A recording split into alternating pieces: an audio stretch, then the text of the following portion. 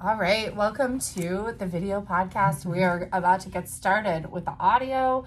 We're so excited to bring you first marathon mistakes and how to avoid them and setting realistic goals in the marathon. And we're coming back from injury, so it's going to be a great one. We're super pumped about this. So much to talk about.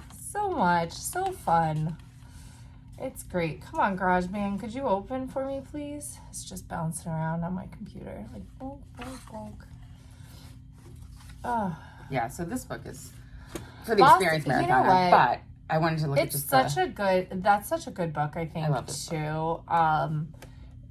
Even for your second or third marathon, once you're ready for a time goal, I think it's such a good book. I was just picking up I was looking to see what the improvement, it's 3 to 5%, as we talked about. Yeah. That's the achievable, but that's over experience. Yeah. I think that it might be, all right, let's do testing. Test. Testing 1, 2, 3. Okay. Ooh.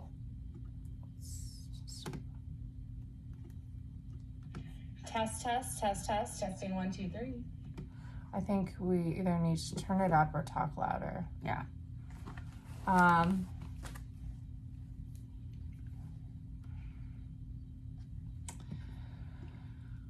So much goes into a podcast. Hello, good morning. Good morning, testing 1, 2, 3. Hello, good morning. Good morning, testing 1, 2, 3. I don't know what any of these knobs do. I think we're gonna have to call that good enough.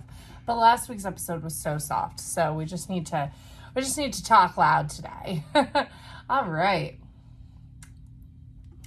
We just need to talk loud today. Good morning. Good morning. I'm Liz. I'm Naomi. And we're the Ryan Galloway Girls, and we are so excited to be back with you on Wednesday. Yeah. Wednesday morning. Welcome.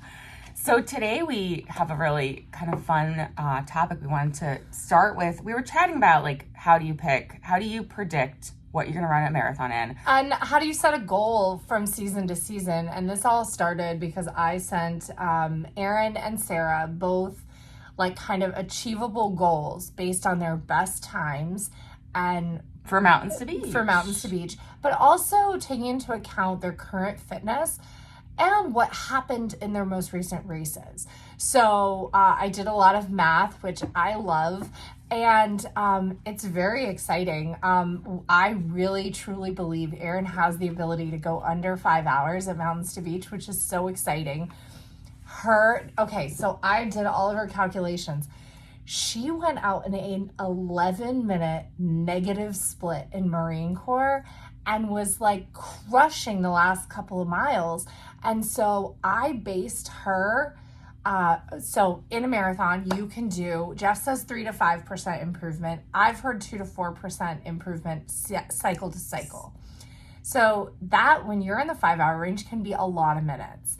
And it's really, really, really hard to remember that a number of minutes does not equal percentage once you get faster, because it can feel kind of I only dropped 3 minutes. I dropped 40 minutes last time. Well, yeah, when you drop 40 minutes, when you go from a 4:30 to a 3:50, but you can't drop 40 minutes again in the next cycle. Well, and the big thing too is those first few marathons. Those first few, are kind of, they teach your body how to survive it. Yes, but you also can make so much improvement, not just the marathon, but every distance. You can make huge strides for a few years as you basically just build an aerobic base, period. Well, and it all depends on where you're starting too. Yeah. I ran in the half marathon. My debut half was, pretty good. It was a 1:57. And I was kind of stuck right in the 150s, 153 for years, because that was kind of at my base ability. I wasn't doing any targeted speed work. So, there is a lot of depending where you're at, if you're closer to those, 8-minute miles, you're not going to have these huge improvements once you're there, because it's just, you have to run so much faster, overall. But anyway, it's really exciting. So I did Erin's improvement. What I did is I did a whole chart for her, and I said, this is what, based on your time, this is what 2 to 4% looks like. Based on doubling your back half, which is, I felt was a really good, I think that's possible for her to just take that time and double it. Here's 2 to 4% off that. She dropped 24 minutes. That was her double. That was her back half at her last marathon. Corps. At Marine Corps, though. Not an easy marathon. Marine Corps, a notoriously difficult back half of a marathon. Yes. So I don't think people realize that, because people think, well, DC is pretty flat. It is the freaking concrete. It beats you the fuck up. And it's always hot. It's a hard race. It's also really crowded throughout the first half or first, almost the whole thing. Yeah. It can be really crowded. So that can also make it a difficult race to Well, and all those hills are up front. And so at Marine Corps, if you take it out too fast at all, you are essentially taking a gun and shooting yourself in your own foot. like in the first half of Marine Corps, you really have to take it out slow, but it's so hard because you've got like a little bit of an uphill that doesn't really feel bad, and the crowd's pulling you along, and then you have this big downhill, and then you have another little tiny uphill, and then this like okay downhill, and then you have this giant uphill, and you're like, and it's mile 2, and you're like, oh my goodness, and then you have this huge downhill, like pretty much to mile 4. Yeah. So, and then you have no more hills. You have just hard concrete. Yeah. Just hard and concrete bridges. the rest of the time. Yeah. But anyway, it's super exciting. So she could drop like 24 minutes. And I think Sarah could really, achieve, like realistically, a 4:23 is a really, really realistic goal for her. I think she was hoping to go under 4:20. I hope my calculations have like really like solidified where she is. Because it's always bad to go into a marathon, run a PR, and be upset. Right. Like that can just feel the worst, and we want to help people prevent that. It's great to have like this blind confidence that you can do it though, because otherwise, you could leave something on the table. But at the same time, a lot of times we've in our own experience, and other lots of people have experienced where they had this prediction or they had this number they were training for in mind, and that number is just maybe just a little out of reach. And so the number of 420, sub 420 versus a 423 in someone's mind is going to feel like, oh, well, like you want to hit this next, you want to chop off more time than that. Whereas like her PR now is at 428. Yeah. And so in her mind, she'd love to chop off 9 minutes, but like that might just not be where she's at right now. And 5 minutes, 9 minutes is an amazing PR. 9 minutes is 6%. That's a huge drop. It's just like, or something like that. It's an outlier. Right, exactly. And like, it's definitely possible. Yeah. It's definitely possible. But I think also as you get a little bit older, you're like, everything has to go right with training. Everything has to be balanced in your stress pie. And you bring up a good point to go in confidently, knowing that you're in shape for your goal.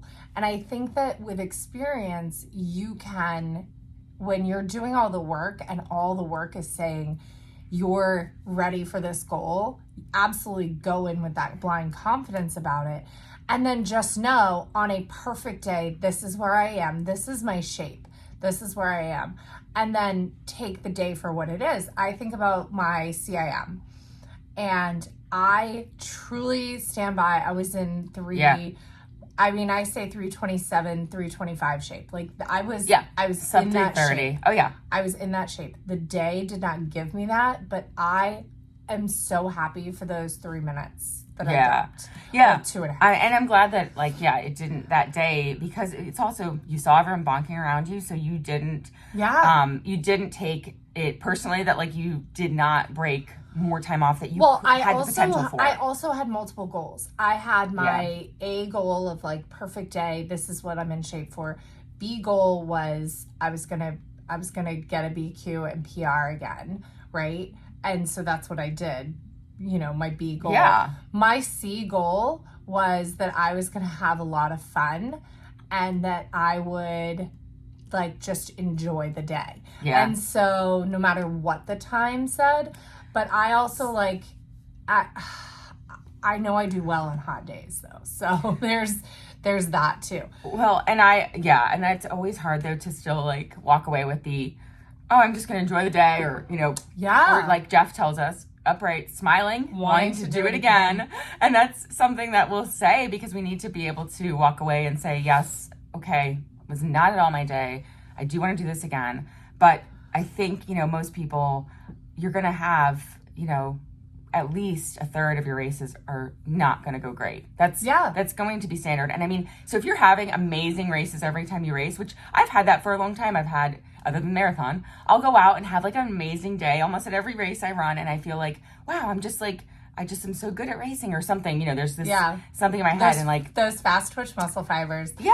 I had anything under marathon distance. So I feel like sometimes you're like, okay, maybe maybe I'm due a bad race once in a while, and maybe that's just. Did you listen to Swap yesterday? Yes, I did. Did you hear David talk about all his 400 calories of fuel an hour? 450 during because he bonks at. He's like, I'm fast twitch and I just need more. And I was it's Naomi. I'm like, I need more. They have the same heart metrics too. Yeah. David and I are twinning, and I love that he's talking about his point to point. 31 mile, and I'm like, that's me. I love the point to point. Like that makes it so fun. It was great. But as soon as he started talking about that extra fuel, taking it early and taking way more, I was like, this is exactly the plan I've wanted Naomi to do. I'm gonna have to fuel heavier, and he talked a little about using caffeine during, and I haven't been doing that in the last few years because with pregnancy, I wasn't doing caffeine, and then I just haven't brought it back in, so I'm going to have to buy some caffeinated Martins. I got some Martin. They don't taste as good, but I think they'll be all right. Bummer. But he was talking about the other brand. I signed us up to become nutrition coaches with them. Oh, yay. Yeah. Awesome. It's a pay-for certification that opens in September. Anyway, super exciting.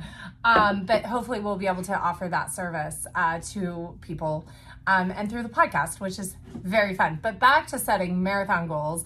And the tough thing about the marathon is you can't race multiple. You can't have a bad marathon and then say, I'm going to go and try redeem this myself. Again. Now, you can't do it. Both of us have tried. It cannot be done. It cannot be done unless the day of the marathon that you run, the first one, you decide to slow down 2 minutes per mile from your goal time, or from your, you go to long run pace, right? And make it a long run. You can then do it. Yeah. You cannot decide at mile 16 of that marathon after racing 16 miles and then slowing down to go do it again. Case in point, Marine Corps, 2016. I ran a 4:01. It got really hot at mile 16. I slowed to 10-minute miles. I ran a 4:01. I was like, aha, I'll go race Richmond in 13 days. That's a smart idea. I paid for my friend Colleen to run with me so that she paced me. She was a 3:30 marathoner at that point.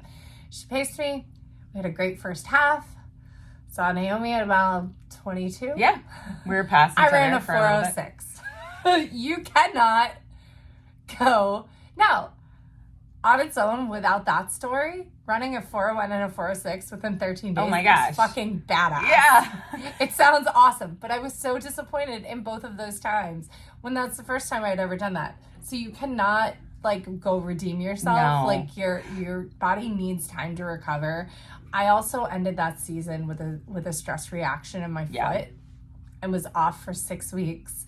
And then I went and did Dopey with 2 weeks of running.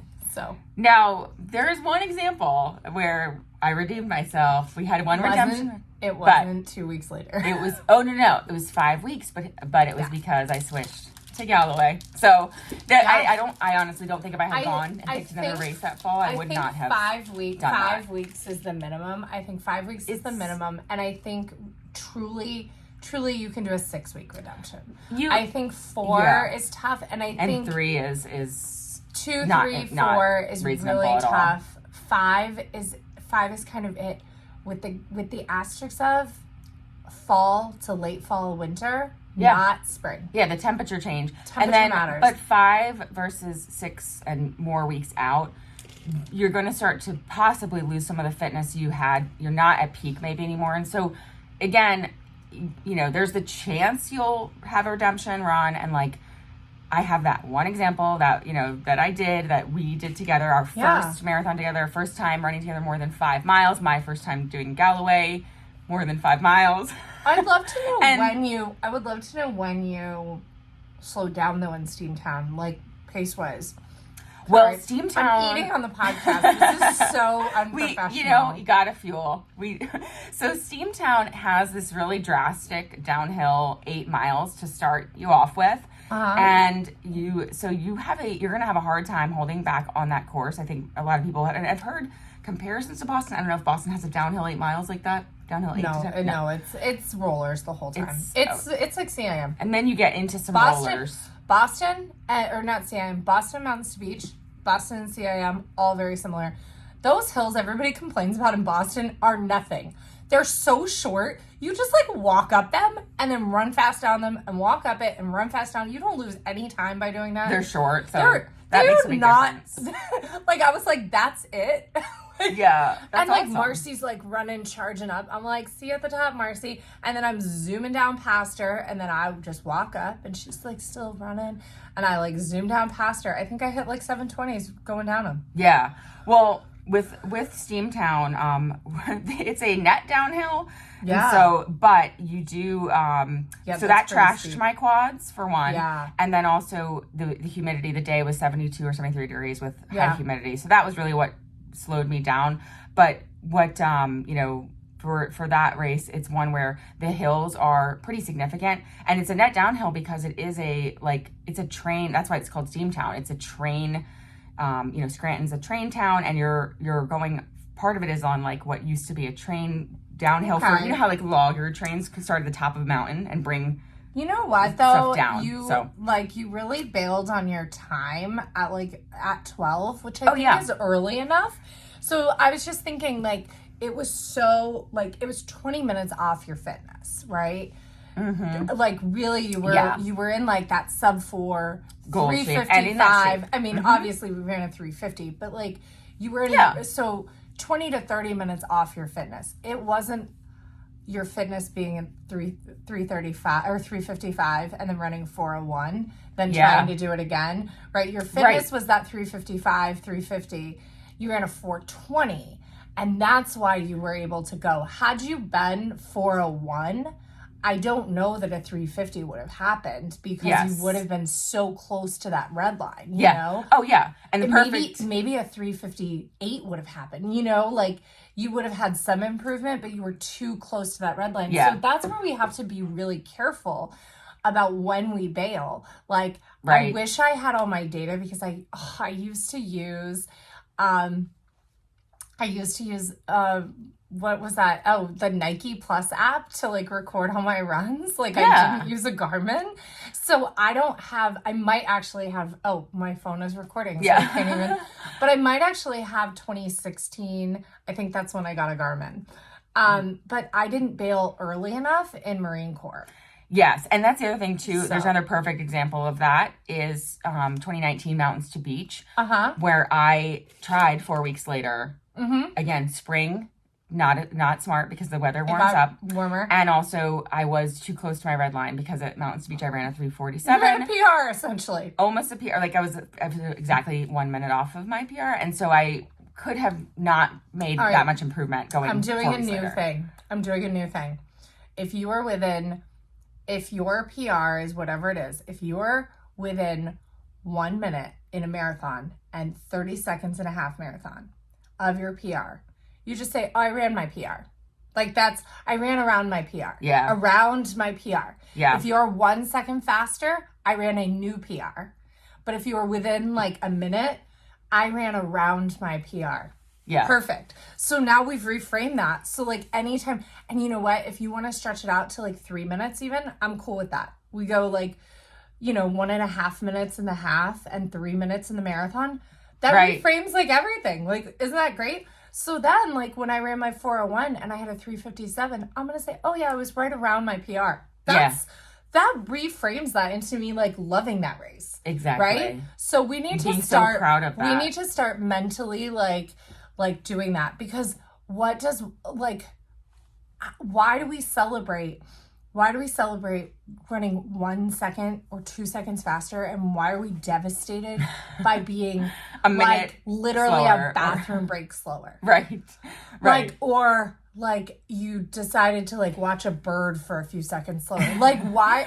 Well, and that's why we have such a strange relationship with time and with numbers, and to where if you go watch a marathon, you'll see all these people come in at the right under the 3, right under the 3:30, right under the 4, but whereas at 4:01 you'll see a couple stragglers. We saw that at half marathons too. We saw that. I was looking through the times at Jeff's race, and there's all these people finishing right under 2. Yeah. And of course some were with the pacers, but some were just like us, doing our own thing. And then you see a much less group, much smaller amount of people at the next interval.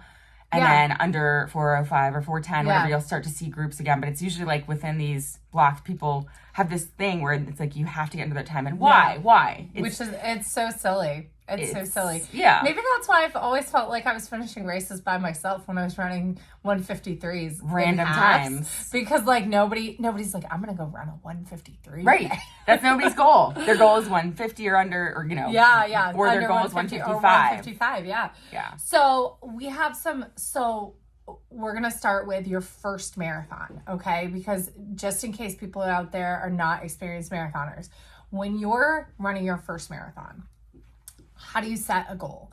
Because we say go out there and have fun, and we're telling you run 2.5 minutes slower than goal pace. But what is that? How do you set that? You've run halves. Maybe you've even, like me, broke 2 hours. How do you set that goal? So I still am going to say up and down, and I think everybody in the world will agree with me, don't set a time goal for your first marathon. But here's what you need to set: a speed limit. A speed limit in the first half will absolutely help you along the way of your very first marathon. All right, so speed limit, and how do you set it? You are going to go to Slate Magazine. You're going to type in Google Slate Magazine Marathon Predictor, okay? It is going to give you a time unlike any other marathon predictor. It came out in 2014. So what it's going to do is it pulls this old Runner's World predictor. Runner's World has since fixed theirs, but I still like the Slate Magazine one the best because it is one of the most conservative. I also found another one, and I can't remember what it was called, but it takes your gender into account. And I put in our 155.20, and if as a woman, it gave us a 4:23, and as a man, it would give us a 4:30. And I have definitely seen that. Women run their first marathons faster than men of equivalent half marathon times, which is just very, very interesting. All right, so you're going to use the Slate Magazine race predictor. You're going to put in your half marathon time. You're going to put in that it's an average course, because I don't care if it was a hilly course or a hard course or whatever. Just put in that it was an average course, because the course, probably if you're a Galloway runner, the course doesn't matter as much. Honestly, because you're going to run a little bit course-based. If it was truly a difficult, had sections of trail, a lot of vert, Jeff's race, I would put moderately to maybe, but I had already adjusted our time, so that's why I did a 155. So you're going to put that in. You're going to put in your average number of miles a week. Now, my average number of miles a week for my first years was under 30. So really counting those down weeks as average, I say 20 to 25, maybe even up to 30 as your average. If you're a first-time marathoner, I don't know many first-time marathon plans that take you over that. You're not putting in that peak week of 45, right? Or 35. You really need to bring it down for that average, and then you'll be able to get your time prediction. Now, I put in 155.20. It got, with 25 miles a week, it got us a 4:27.10. I think that is absolutely a perfect thing. So now that puts your marathon speed limit for the first half. You can throw your speed limit away after the half of, what is that? About 10-minute miles. Right. So it's basically... Don't go faster than 10:15. Now, if you are a 155 half marathoner, 10:15 sounds really slow for a race pace. But that's the point of this. The point is to prevent you from burning out, because the last thing you want to do, and trust me, I have done it, is go out just a couple seconds under that half marathon time, only to be walking in 11 and 12 minute miles at the end. Oh, yeah. Because you can't, because your legs have stopped working. Yep. And I remember my very first my very first marathon training cycle. And I remember at mile 16 going up to like 17 miles for the long run. And like my legs would feel like even though I was doing Galloway, even though we were going slow, they would feel tight and like they didn't work. And then the next time we would be going 19. Every step of the way. That next time that feeling didn't come until mile 18, right? And so it kept pushing on and on. And I even did, a really long run. I think I did 29 and that year, and it was crazy. It was so hard. And so there is some experience to gain. Now, Yes. So that's what we're doing. First marathoners, you've got to give yourself a speed limit, and it has to be realistic. The Slate magazine is closer to the double your half marathon and add 30 minutes. But I love their predictor. I think it's based in real world. It's definitely great. As you put in more miles, it does give you a faster results, which is nice. Yeah, and Sports Tracks is the one that you were mentioning that has the female versus male. And again, it's very much like a first marathon predictor, which I think these first marathon predictors are great for setting your speed limit. Now, if you do this and if you set your speed limit at least through the half, I might even say through 16 miles, and then you just start to pick it up, I think you can run faster than these predicted times. I think that if you try to do it the other way, you'll be right around these times or slower. Yeah. But I really do. I've just seen so many bonks at the end of marathons. Right. Slate, and then also 5:38 is another one that has a pretty conservative, I think it's better for the first. So it currently, with our goal right now, if we were, if we use that for our goal, we'd be at a 4:17. Okay. And that's on average of 25 miles per week. Because again, we're talking about kind of first marathoners, and also where we're at right now, because we're doing pretty low mileage right now. Yeah. And so I think that my first marathon, I took it out in a 2:03. I ran a 4:31. You can tell how much I slowed down in the back half. That's actually my slowest half marathon on my own, was that second half of Marine Corps.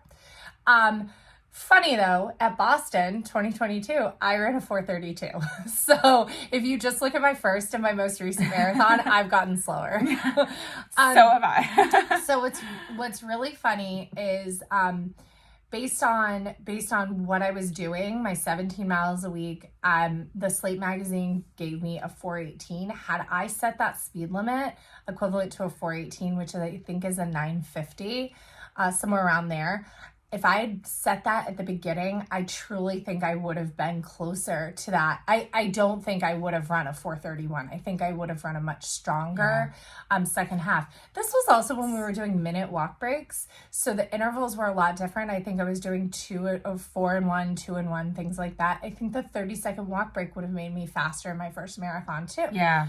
Now, oh, sorry. go ahead. I was going to say Slate, for me, based on my first one, my first marathon was 2014 Marine Corps, and I'm not sure how many miles a week I was doing, 20, 25 maybe. My PR at the time and a half was 1:54.29.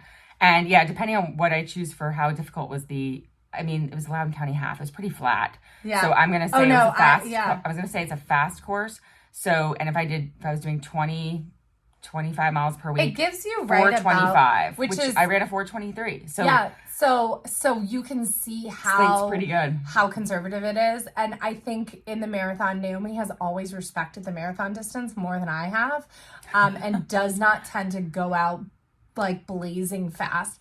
My race strategy used to be go out fast and hold on, because that's actually what I tell my swimmers. Because here's the thing.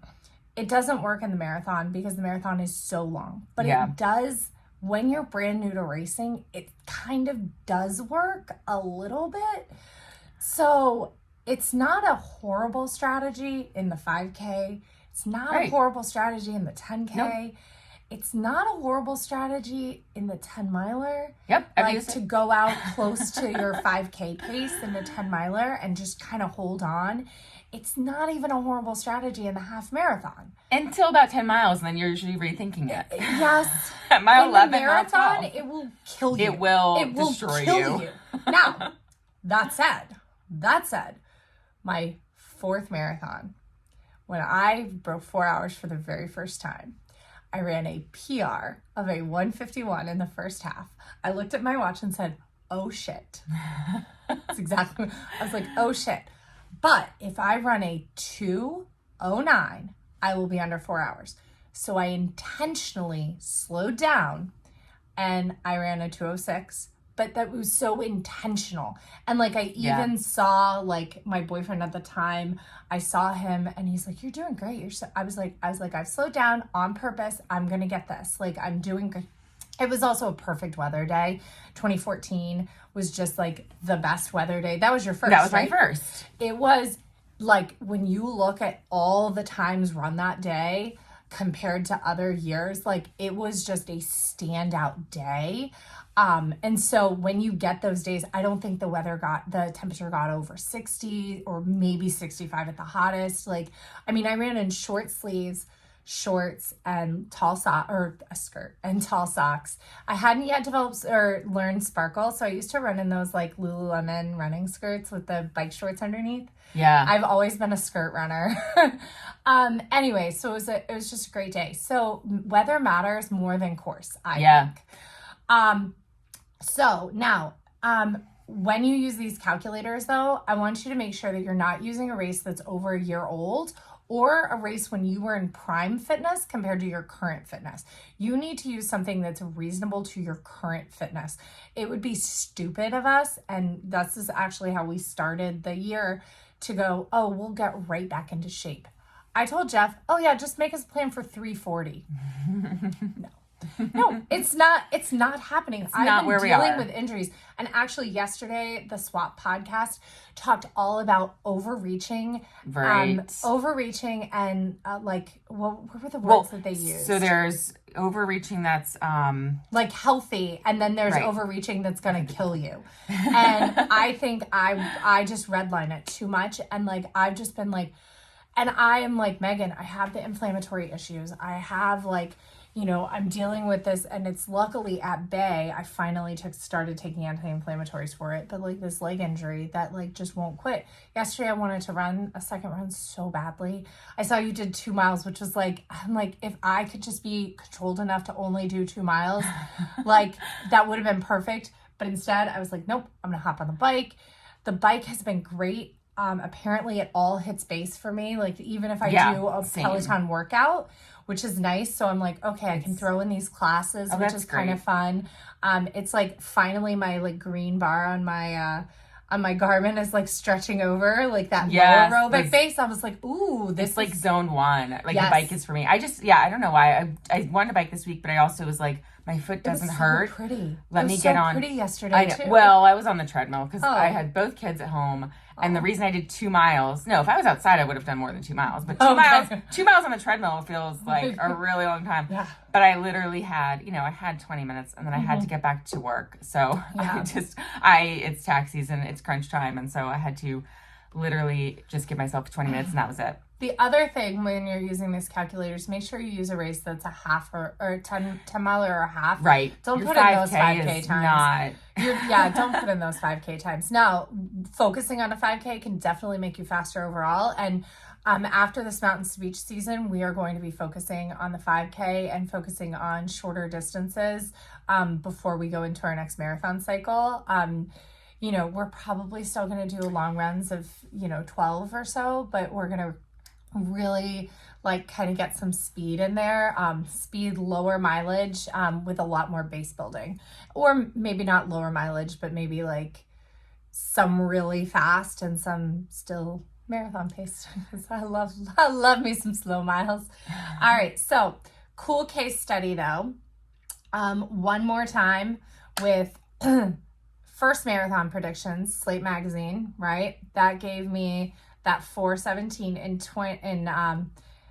that 4:18 in 2011 for my first marathon. Now my third marathon, my recent half was a 1:54, so I'm relatively in the same shape. You know, I 1:53.26, 1:54, same, right? My volume was 20.25 miles over 12 weeks, and Slate predicted that I would run a 4:18.07, and my actual time was a 4:09. While other calculators were still predicting a 3:57. So that's how much time you can get better with experience over that first marathon predictor, but how much under you're still going to be from these predictors based on fitness alone without anything else. Yeah. So not the New Runner's World one, because that'll probably be more The New Runner's World is much better. This is the old. But the other ones that are going to be kind of too what's the word I'm looking for? Too confident for you. You know what? They are based on purely the body as a machine, and the body is not. Machine. That's not how it works. And so Macmillan, Marathon Guide, Humphrey, Runworks, BDOT. Those are all. If you look at any of those, you're going to have like this. Oh my gosh, I'm totally gonna break whatever time. Right. And then you're going to feel confident to go out faster than the speed limit. Then you're going to bonk. Then you're going to hate the marathon. And then you're never going to want to do one again until your friend says, and this is true story, I crossed the finish line in my first marathon and I said, I'm never doing that again, ever. Oh, same. I quit 100%. running. I'm never doing this. And the worst thing is my mom had gotten me a hotel room up at Courthouse.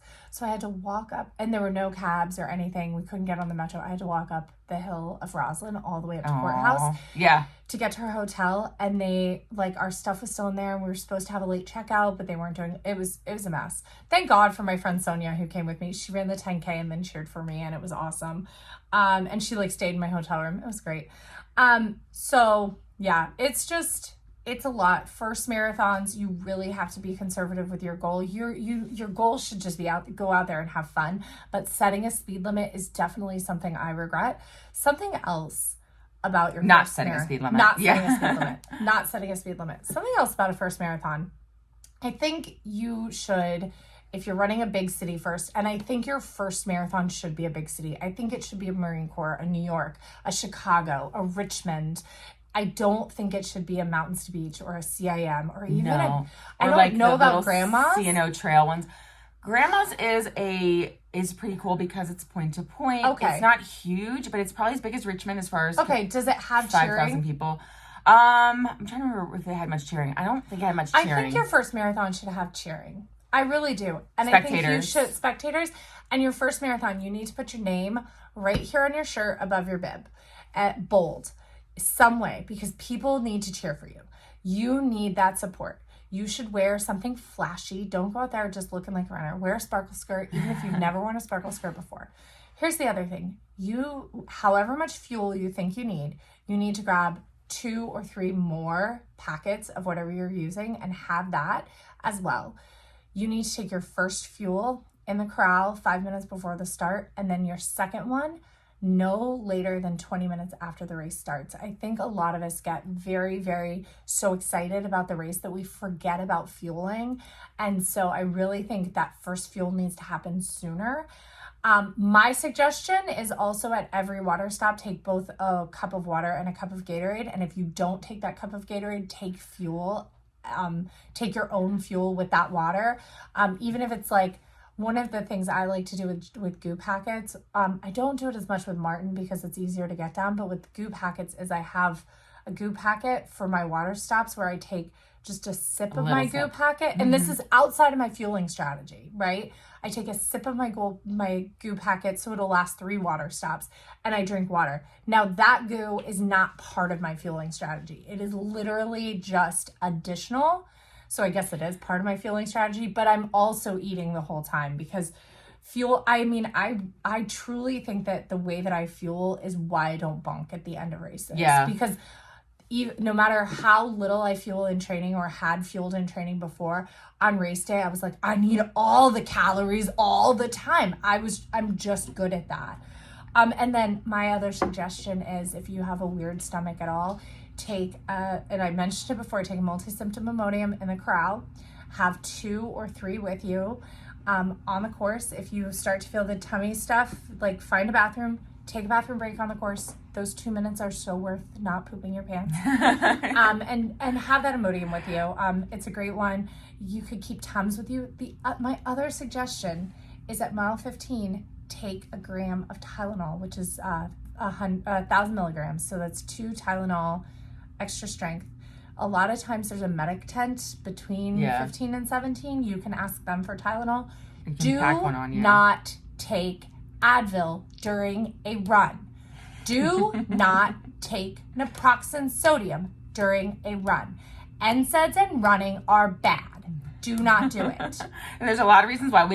That'll be another episode maybe of why. Do not take NSAIDs during a marathon. There's a reason they have Tylenol on the course and not NSAIDs.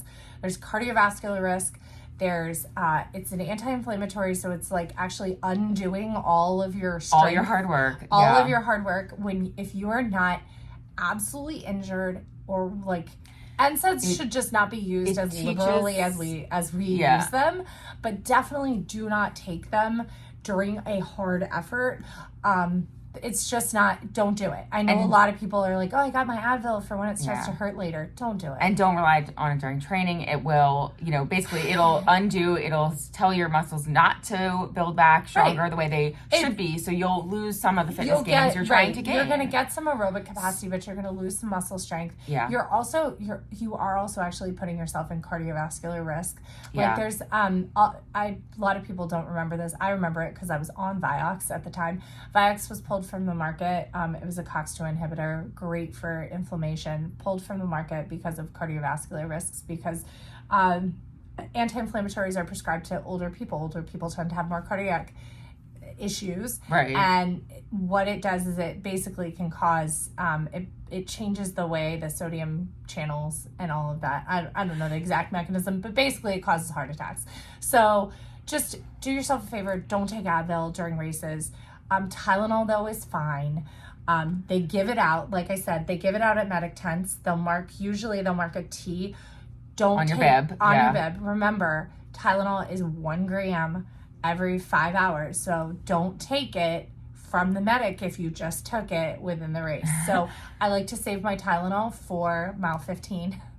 And at Marine Corps, every year, no matter how I'm feeling, I stop at Haines Point and get my Tylenol. I think I did it once with you. I'll have to see. I don't think free Tylenol. I'll have to see about doing it and see how it makes me feel. I don't think I've ever done it. Maybe the one time with you. Yeah, I've done it at Marine Corps. I don't do it at every race, but I will probably pack some. Oh, also for your pills, a contact lens case is a great travel way That's because you smart. got Tylenol on one side, and if your Imodium isn't in like the little packets, you can put it on the other side. But and it won't get, and it's kind of like dry. It'll stay dry. Yeah. That's really smart. So I used to run with like a contact lens case in my little like back of zipper pocket. Yeah. So with the fueling, the best thing to do is to set some kind of an alert timer. Yeah. So usually we set a 20-minute timer because I'm so bad, especially later in the race. I don't want to eat. It doesn't taste good. I just don't want it. So set that timer and live by the timer. So unless you're hungry, then eat again. But like when the timer beeps, you're like, yes, I have to fuel even if I don't want my gel right now. Choke it down. Yeah. And like that's one of the reasons we love the Timex Ironman Sleep Watch, and we're not sponsored by Timex. I wish. We love it because it's got the interval timer for our beeps, and you can adjust that interval timer to any random intervals you want. The shortest though is 10 seconds. Otherwise, it just kind of like continues to, it like gives you one beep instead of the like beep beep. It gives you like just beep, and it's really hard to catch. So that's the one downside, but it's fine. But you can do shorter than the Garmin because they're built in the Garmin. Your short is 15. But you could do 18. You could do 18. Random numbers. You could do random numbers, which is really great.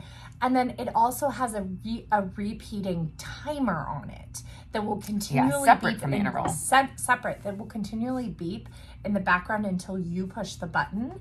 So it's a different beep, and so we'll set that to 20 minutes, and we'll set and then our intervals to whatever our intervals are. So then you're not having to count, you're not having to watch the time on the clock.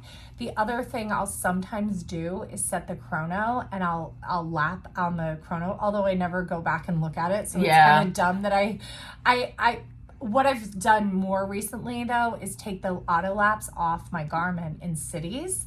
manually lap at the mile markers, although that would not have worked at Atlanta.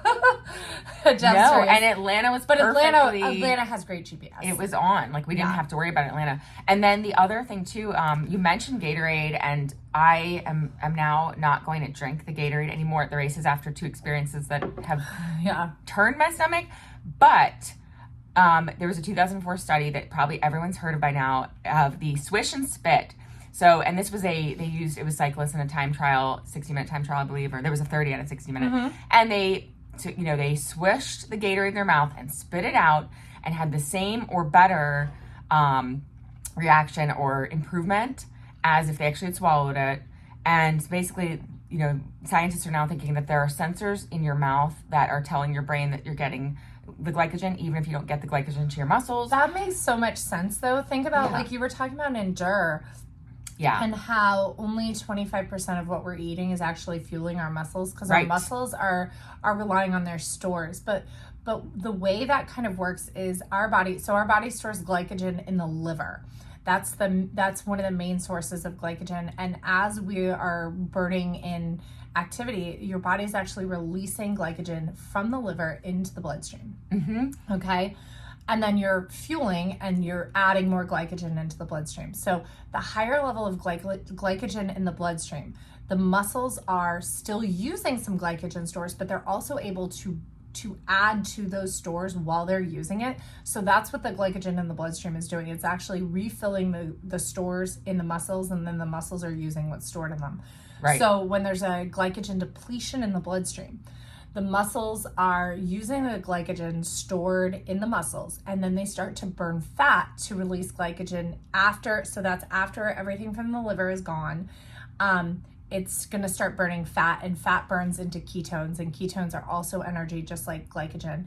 And the muscles you can like work off of that too, but only at a low endurance level. You can't do it at like a high super not speed at like level. Race pace. And that's where all this like going into ketosis, this low aerobic base with ketosis, and there are some studies about glycogen depletion training. They were all done on men. I tried glycogen depletion training early in what I was doing. I would say what I thought was glycogen depletion improvements was low aerobic base improvements. That's it. Because once I started fueling, I felt better overall, and that's when I got fast. So I really think that you've got to be very careful when you listen to stuff about glycogen depletion or ketosis. I think fueling is better. Fueling makes fast. But there is no better training than low aerobic base. Like, seriously, if you want to get faster, just getting a high base volume. And like, when I say high, I'm talking 30 miles a week. It's not that high. That's about our high base. Well, and the other thing too is that even with all the studies and everything that we know about glycogen and our muscles, and adding more as we go during the race, your muscles will still, there's this limitation that's just built into us. And so your muscles are still going to slow down and cramp up and later in the race, no matter how much you're taking in. And that's why, again, we have a speed limit when we're talking about marathons. Oh my gosh. So I just thought, this is so random. I'm so sorry. So we're talking about glycogen. We're talking about glycogen being stored in the liver. Generation UCAN was developed for children with a glycogen storage disorder. Did you know that? No, I didn't realize that. So I was like I was like, oh, was this developed for, I was talking to like a UCAN rep, and they're like, yeah. I was like, was it developed for kids with glycogen storage disorder?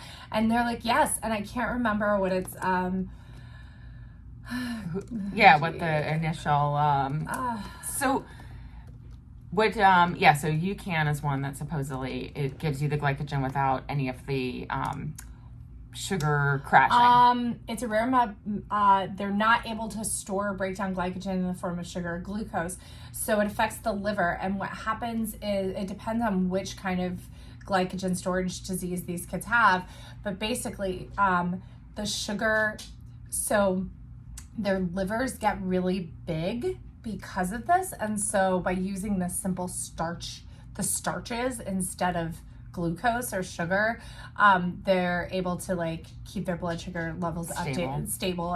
And cool. that's where UCAN kind of came from. And that's why it tasted so bad at the beginning, because now apparently I haven't tried it recently. They really pivoted to like really be for sport, but that's why it was so gross at the beginning, because it was a medical treatment that they were like, oh, this works for athletics too. And so they started to market it for sports.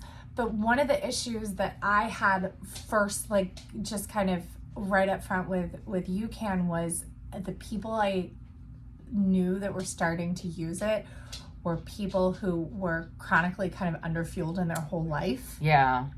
And so they were like, well, this is the only thing I can use because I have problems with sugar.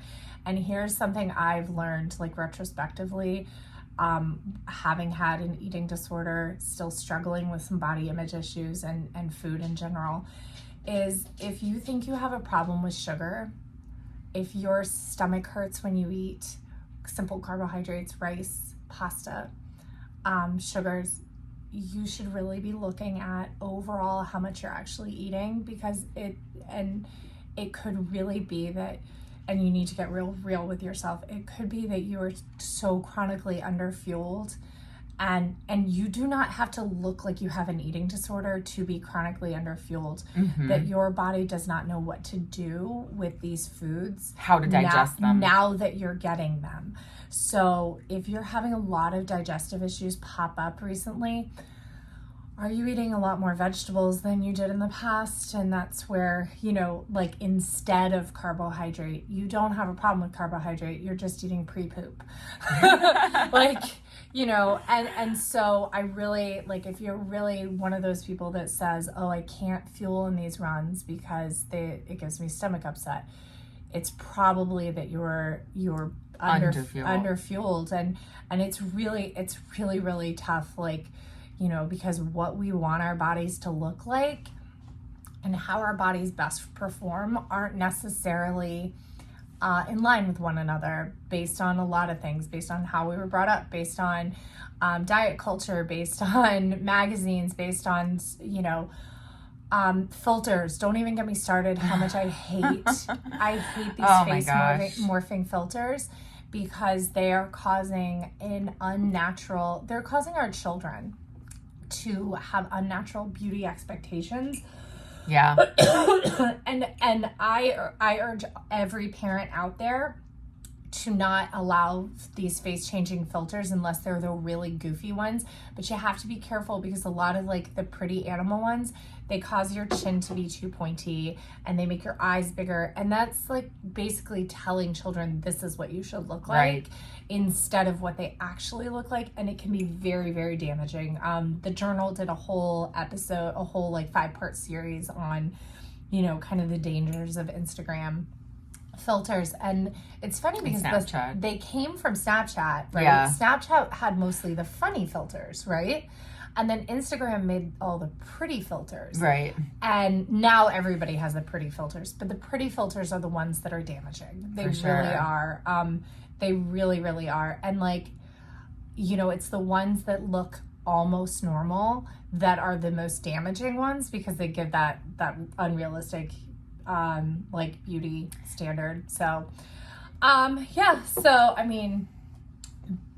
body image as a runner, it's definitely something. I had it on the list to talk about today. I didn't mean to jump into it right now.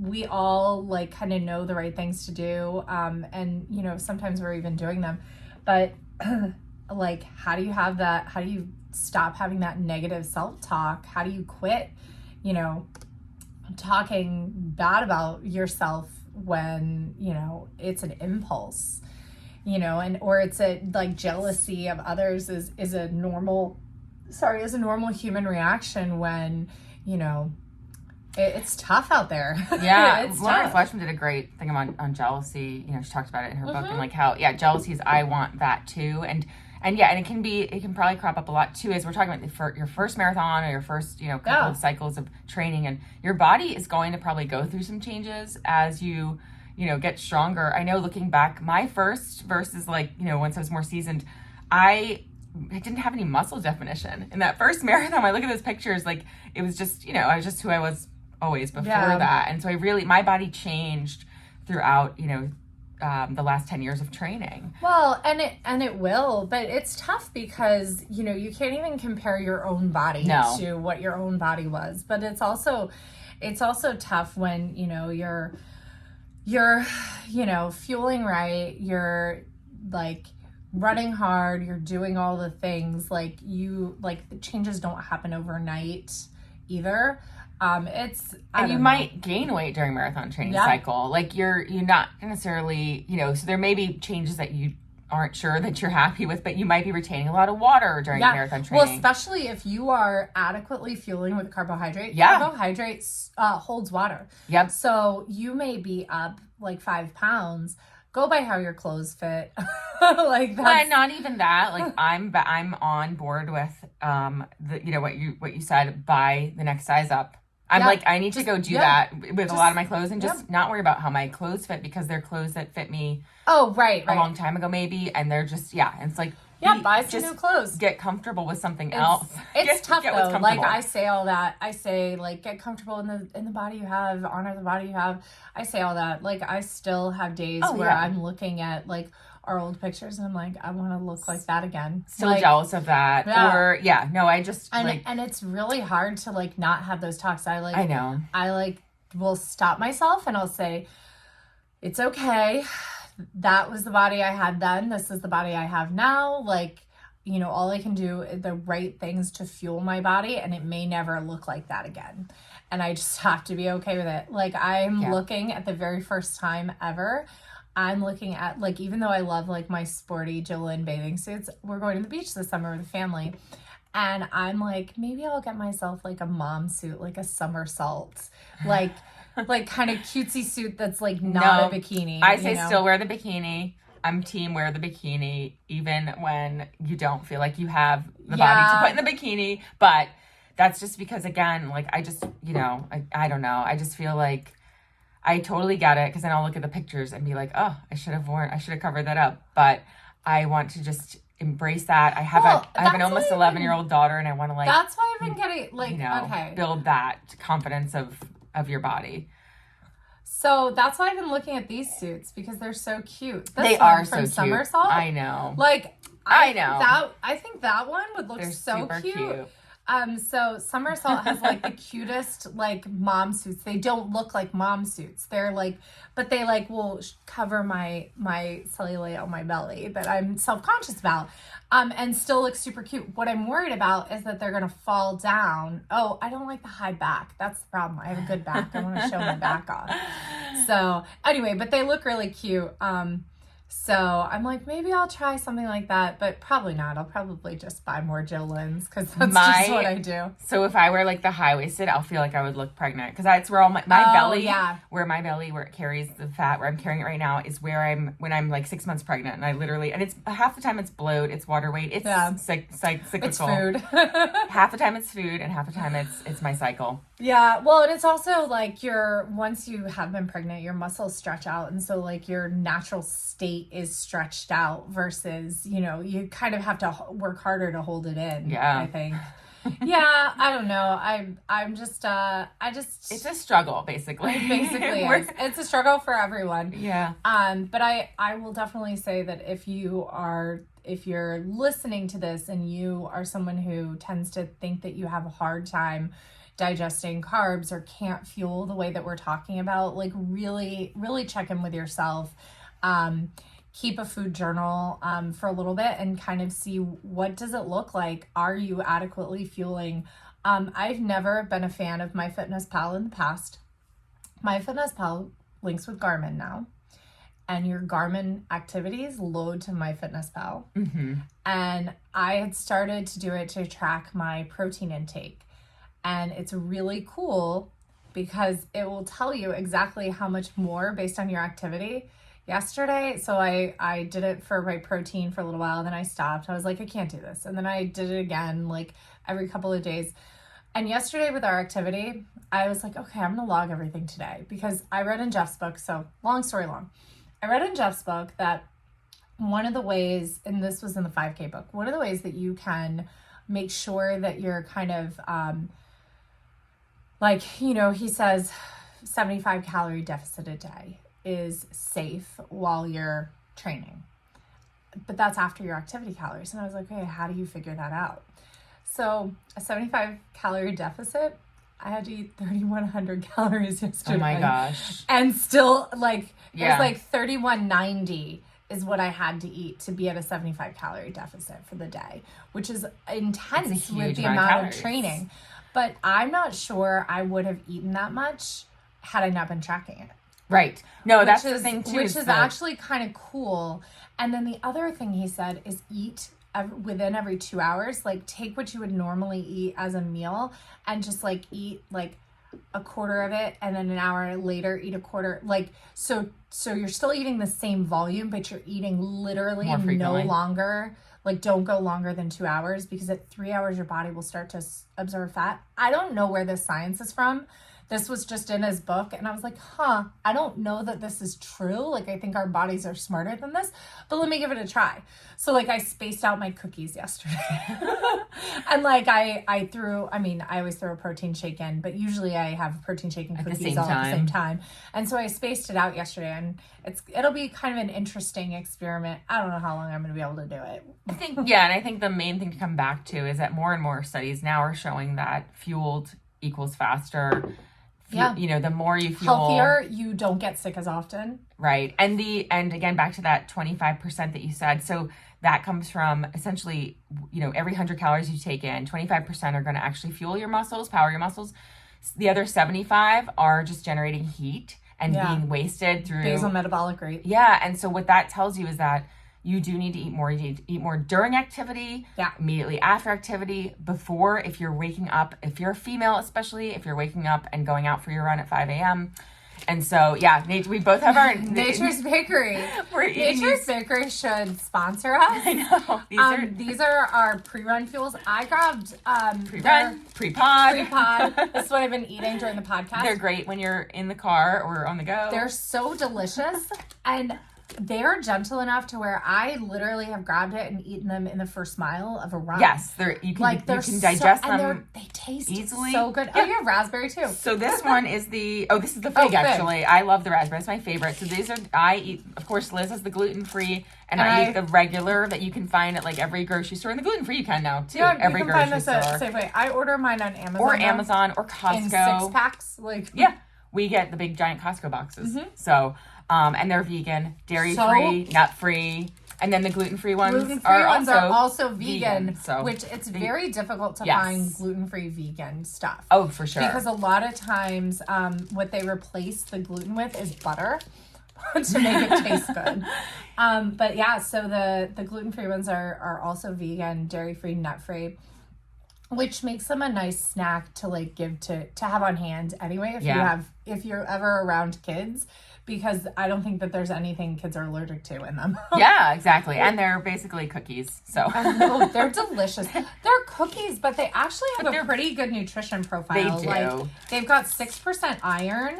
They're the It's only- non-gluten-free has 3 grams of protein. okay, so the It's a little gluten-free more protein. Okay, yeah, the gluten-free one has 2 grams of protein, 38 carbs, but only 13 grams of added sugar. Everything else is natural sugar, which is good. Yeah, and so I'm trying not to make so much noise. So the non-gluten-free, the regular ones, is 37 grams of carbs, 19 grams of total sugar, 4 grams of fiber, and 14 grams of added sugar. 1 more gram of fat in the gluten-free one. I told you they added fat to make it taste good. It's some kind of fat, yeah, to make the gluten-free ones taste more like they're like flaky, like bakery, versus the regular ones just literally are like Fig Newtons, but a little bit thicker, and more like it tastes like a whole grain Fig Newton. Okay. But yeah, essentially just fuel. So Yeah, eat, enjoy. I think that's love food. That circles us back to first time marathon mistakes. Not fueling enough. Yeah, I would say not fueling enough. Other first time marathon mistake in regard to food is coming back from your long run and not having something immediately. Yeah. And then kind of gout, because there is an appetite suppressive effect of long running. I've run any so run too. One of the ways to avoid that is to come back, think about your 4-to-1 carb to protein ratio, mix up a protein shake, grab a cookie, you're gonna be good. I used to do a I used to do like this protein bar that, I mean, this is before I was diagnosed with celiac disease. I don't even know if it exists anymore. The Special K used to make a protein bar that remember was those. cranberry, and it was really good. 10 grams of protein, and I would have that with a Chobani yogurt. That was my 4-to-1 carb to There you protein go. ratio, because the Chobani also had some protein, but I like the fruit on the bottom, which is a lot of carbs. So I would always have that as like when I did my legs up the wall. I was such a good little runner back in the day. I would do legs up the wall Do for 20 everything that you're minutes. supposed to do. So I would like eat that while I was like laying down, doing my legs up the wall, and then I would go take my shower. I'm just picturing you eating while laying down. This Yeah. is like, that's a feat right Yeah. there. I mean, it's easy to eat a bar and True. yogurt though. And I did legs up the wall on my bed. Like that's how I did it, yeah. So that was my little like, yeah, I was such a good little runner. I don't do any of that anymore. I don't do legs up the wall anymore. I should maybe. I know. I think we get a little complacent as we get more experienced. Yeah. But Although I've been doing the Recover, so I've been doing the calf Recover, and it's been really good. I love the Recover app. The Recover app's really I wasn't good. on time to do it right after a run, but I love it. It takes me like way less than 20 minutes. Same. Like, because I also skip the foam rolling because I have a poundy guy. None of the exercises in there take me as long as they say. No. So if you're I also talented, don't do 3 sets of 10. I just do 30. I do the sets, but none of them take me as long. So if you're Yeah, no daunted by the rest. time where it says 20 minutes or whatever, don't freak out. You Yeah. can skip it. I don't do rest because a lot of them I'm switching. It's a different muscle group. So I'm not like really resting between. So yeah, try the Recover app. If you already pay for Strava, then Yeah. you have it for free. It's super. It's the And best. if you're not paying for Strava, you should. And you're a runner, you should. it's It the gives you best. great analytics. It gives you probably better data than Garmin does. And I love Garmin. I love my Garmin. Like, my Garmin is like the best. It's another appendage. I mean, if Garmin did temperature censoring overnight, I would not have this ring. Yeah. So Garmin, get on it. I want temperature readings overnight, please, so that it can help track my cycle, because that would be amazing. And then I would not need to wear this ring as well. But Strava is it's an incredible social media platform for athletes. It's very, very cool. I love it. I also wish Garmin integrated with Peloton. They don't. Apple Watch does. I was like considering getting an Apple Watch Just for the Peloton. Just for the Peloton. Such a weirdo. But whatever. Strava does. So Strava everything from does. Peloton. And I figured out what pushes to into do. Strava. So I wish that there was a way to like tell Strava to match my Garmin data, because Yeah. I go into Garmin and I like type everything in from Strava when I do the Peloton. So it still counts for, But it's like all this manual but it's entering. manual entry. And I tried to get the Garmin sensors for the Peloton, but I couldn't set them up to work because I wasn't moving outside, I think, or I don't know. So I have my Garmin sensors on the Peloton. I need to just go put them on my bike. Yeah. But that is what it is. So hopefully if you are listening and you're interested in setting a time goal for your first marathon, don't set a speed limit. We can help you do that. Reach out if you are coming back into marathoning and you want to know kind of what's realistic for your fitness. More than happy to help you figure that out. Or if you have any questions, I love the marathon. It's my favorite distance. I've written lots of course-based pacing strategies too. FindMyMarathon.com has a great course-based pacing strategy thing, so I usually base it off of that. But I tend to prescribe a more conservative start than they do. My best marathons, I took them out very, very conservatively, and the one time I didn't, I like made up for it by taking a potty break, and that was my BQ. So. Or my PR, my most recent PR. Yeah, and we just were talking before. I know we've got to wrap this up, but we were talking before about that. And my first marathon, like we said, was a 4:23, and I had, which kind of works on those predictive models on Slate. Yeah. And at the time, my half was a 1:54. I probably in my mind thought I'd be a lot closer to 4 hours than I was. Yeah. Absolutely, that's how you feel. Like you're like, oh yeah, sure, of course I'll be able to do Yeah. that. So the next Especially year, when everybody tells you that, like, you're so amazing for breaking 2 hours. so I definitely probably took it out in more of a 205 to, my first half was probably a 205 208 or something in that range. And then 'cause I probably thought it'd be like a 4:10 or something. And then the next marathon cycle next year, I was injured, and it was Marine Corps again, and I took it out in 11s for the first 5 miles. And so those first 5 miles, I was running in the 11s. I had 0 time goals that day because I was in bad shape, and I ended up finishing in a 4:26, and I was like in shock that I finished just 3 minutes off the year before, when I literally started out 2 minutes per mile slower probably than that year. So All right, we're pulling up my first. So Naomi ran a 2:01. Oh my gosh. For the first half of her first marathon. So bad. And a 4:23. So Yep. that means she ran a 2:22 back half. Yep. Or 2:21 because she was 4:01 or 2:01:55. 2:01:55. See, that's and then let's the look at the next following year. year in 2015. See, I took it out in 9:15 pace she that ran year, a right? 2:11 first half and then a 4:26. So a that's 2:15. a 2:15.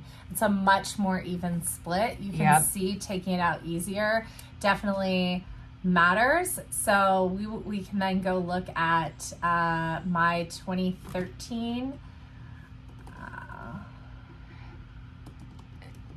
My 2013. Oh gosh. Oh no. My 2013, I took the first half out in 2:02 and then finished in a 4:09. So 2:06, 2:07 back yeah. half. And then let's go to Which again, 2014. Marine Corps is a difficult back half. So 2:20. First Yeah. time I broke 4 hours. A 1:51:13 due to a watch malfunction, and that was my PR half marathon for a very long time, and that was a PR at the time. To a 3:57, which is a 2:06 back half. So the or same back half. 2:05:50 something. almost the same back half, different pacing as the first year half. before, and that's actually why I knew I could do that back Because half. you've done it the year before. Because I had done it the year before, and so I knew intentionally, and you can see. Yeah, you knew an 2:06 was very intentional- doable. You can see an intentional slowdown right to 9 from a 9 flat to a 9:20, 9:25. Like I did intentionally slow down the second half. Right. I like it was on purpose. Yeah. And Yeah. then- It's so and then really my you super can't sad take it out too my super sad 4:01. I was so sad about this. I ran a very conservative 1:54 and then ran a 4:01. Yeah, and so you still so you're 2:05 still a in the 2:05 back half. back half. So essentially, yeah, you can't take it out too slow. Like that's what we're Yeah. coming around You to. really, really And if can't. it's your first, second, or like within your first, second, third marathon, you really need to step away from time goals and take it out slower than you think. And then even for experience, like, you know, we're gonna make sure we're practicing what we preach, and even as experienced marathoners. Now this one's pretty great. A 2:08 front half at 13, and then I finished in 4:10:06. So a 2:01 back half. And the reason I did that was I was pacing people I wanted to pace them to a 4:40, and they insisted on a 4:20. They insisted on it. And I was like, okay. And at mile 12, they all dropped off, and I was like, fine. And so I just ran by myself the rest So of the you way. negative split that day, Because which is amazing. and that was my very first negative split, is in 2015, and that's what started me, and that was October of 2015, and that in 2016 I did like the year of negative split racing, Yeah. which I was an intentionally slow first half of every race, and then the back half I started at 8:50 and then tried to go down 10 seconds a mile.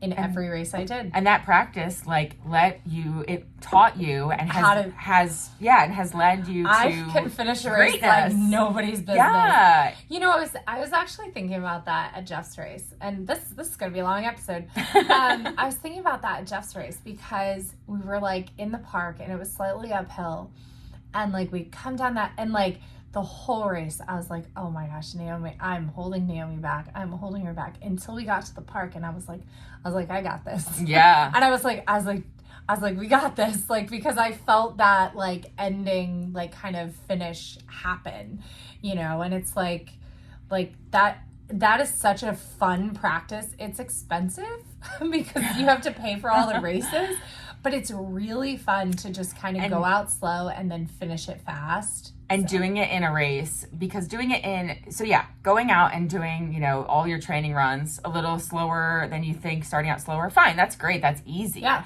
That's what we all aim to do, is make sure we're starting our, you know, runs slower, or we're warming up, blah, blah, blah. Going and doing it in a race is so difficult. Yeah, because everybody's like going out hard. You want really have to like find a go buddy. With the crowd. It does not. You have to find a slower buddy to start with. Right. Or set some kind of intentional, very slow speed limit that's slower than you believe you can do or should do. Something that sounds ridiculous, like 11-minute miles, when you're thinking, and then you end up running, you know, 9:15's the back half or whatever. So pretty cool. Let's see, what did I do with Jess? Oh, with Jess, we did a 2:04 and a 2:09 total. So it was like a 2:04, 2:05. It was like pretty even split. Like, it was pretty even split. That's pretty good. So when I paced Jess, I ran a lot of 4:09s, 4:10s. So. Yeah. Me too. Yeah. But they were usually ones I thought I was going to go under 4. This was a really hot day. Yeah. 2017 Marine Corps. Up with that bark, it's time to go. It was a really hot day though. Anyway, thanks for joining us on this pod. Hopefully you learned about setting your marathon expectations, and reach out if you have questions. You can reach out to rungallowaygirls@gmail.com. Yay. You can also shop to support our podcast at rungallowaygirls.com/shop. We have a couple of merch items that are direct ship. If you pre-ordered merch, all of our shirts have been ordered and they will be made this weekend. So we're so excited to get that going. And yeah, it's going to be super fun. And then you can also support the pod by shopping at Beauty Counter, beautycounter.com/rungallowaygirls. So those are our 3 promos. If you made it this far, thank you. We love you. Thank you for listening or hanging in there. Yeah. All right. Bye. See you later. Bye. All right. Bye, everyone on YouTube.